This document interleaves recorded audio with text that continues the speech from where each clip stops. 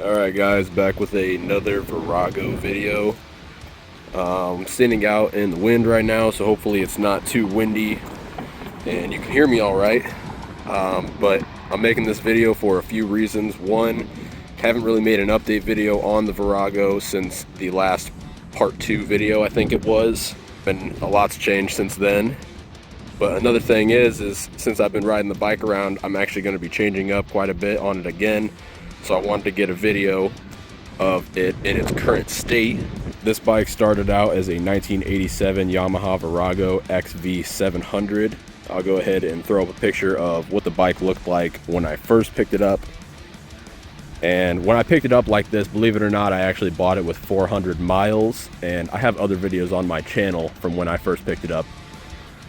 It's now been roughly about a year, almost exactly, since I've owned the bike and been kind of working on it here and there.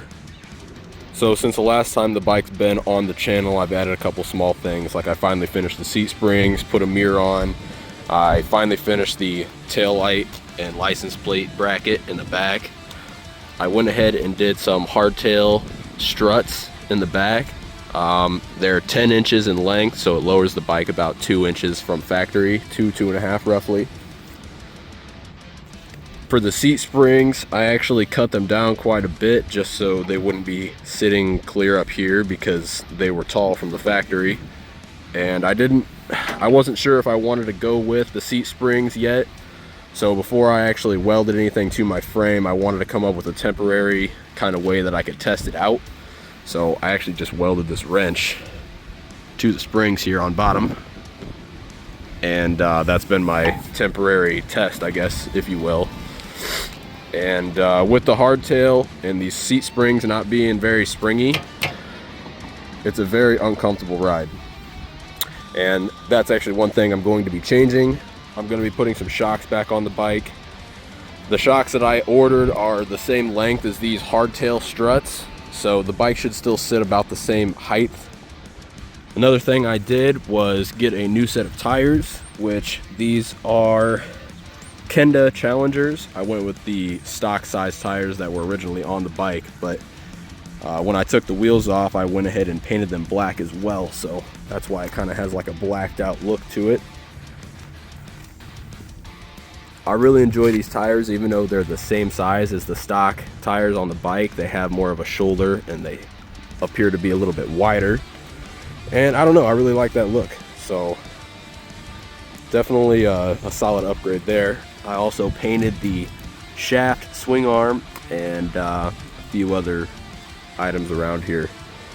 The bike is by no means finished, but I haven't had an update video on it in a while. And like I said, it's going to be changing again here soon, so I wanted to show what the bike at least looks like for now. And then I'm also going to be changing the tail light again because I don't want an LED style one. I want just like a halogen old school style, and I'm going to put it on the left side of the bike. But most recently I ordered and installed the Mikuni OZ single carburetor intake manifold with a VM38 round slide Mikuni carburetor.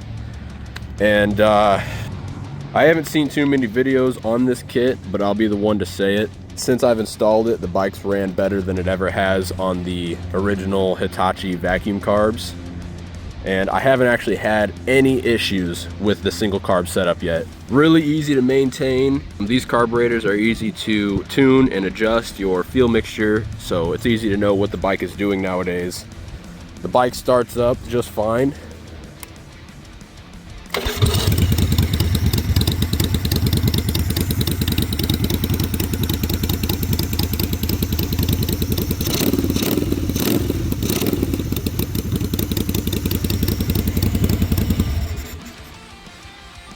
And so I'm really satisfied with that kit. I definitely recommend this kit over some of the other cheaper options you see online, just because it kind of tumbles the fuel inside of there, and it's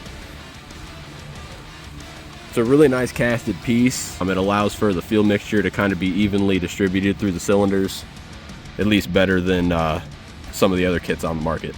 But another thing that I do want to change, as soon as I do get shocks back on the back of the bike, I'm probably going to be taking the springs off the seat and cutting off the little studs. I may just still use this seat all the way flattened down here at the bottom. I have a idea for covering up this wiring down here too with a plate that I can just kind of swing open so I can still access everything, but it's still in the testing stages, I guess, if you will. And something I've been thinking about for a while, I wanted to go to a flat fender in the back and maybe wrap it from down here and have it end up around here.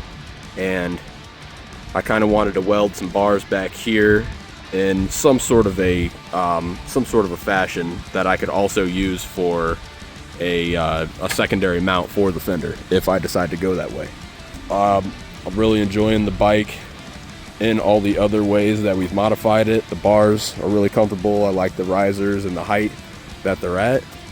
If you have any questions about any of the parts that you've seen on the bikes here, you can either drop a comment. I tend to get back to my comments pretty quickly, but if you're also looking for where I got some of the parts, there's a part 1 and a part 2 of building this bike, and in the part 2 I stated where I got all these parts that you're looking at right now. So definitely super budget project. I don't have anything into this build whatsoever. All of it's been sort of universal parts. Other than the Mikuni carburetor, everything has been extremely cheap for the bike. But thanks for clicking on the video and taking some time out of your day to watch.